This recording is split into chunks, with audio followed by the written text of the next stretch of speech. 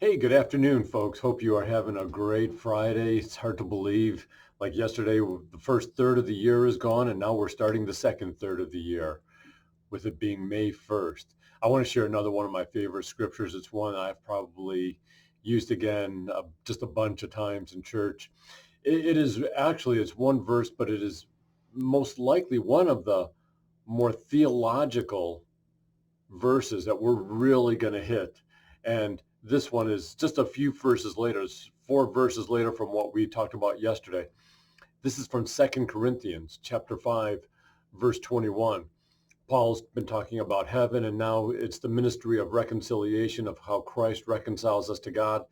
And Paul says, he says, for our sake, God made him who knew no sin to be sin on our behalf so that we could be made righteous before God. There is so much that you can unpack in that statement.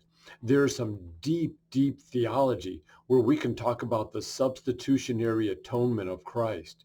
We could talk about what it means to have forensic justification. We can talk about imputed righteousness.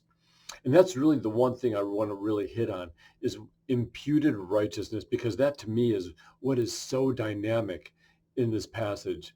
First of all, Paul says, for our sake, not for God's sake, but for our sake. God made Jesus. And it's not saying that God made Jesus, that he created Jesus, because Jesus has always been God. He has always been the Father, Son, and Holy Spirit. But God made him to be sin. He made Jesus, who was sinless, who knew no sin, to be sin. He became sin on our behalf so that we could now be viewed by God as righteous. And that's what imputed righteousness is. It means that God now views us as righteous because of what Jesus did for us. You see, God imputed our sin upon Jesus. God made Jesus to be sin so that we could find forgiveness from God. And so this imputed righteousness leads us to have this forensic justification because of the substitutionary atonement of Jesus.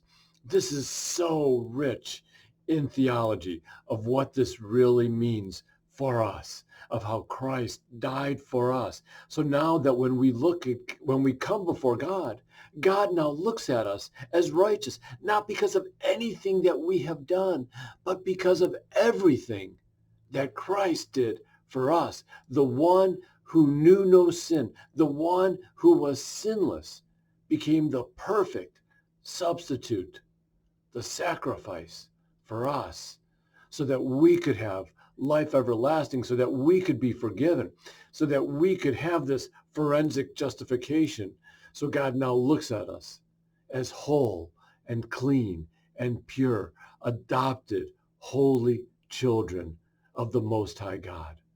Hold on to those words, knowing that when you say yes to Jesus, that Jesus died for you so that you could find this great forgiveness. It's not earned.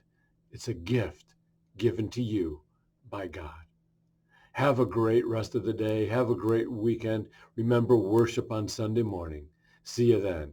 God bless you.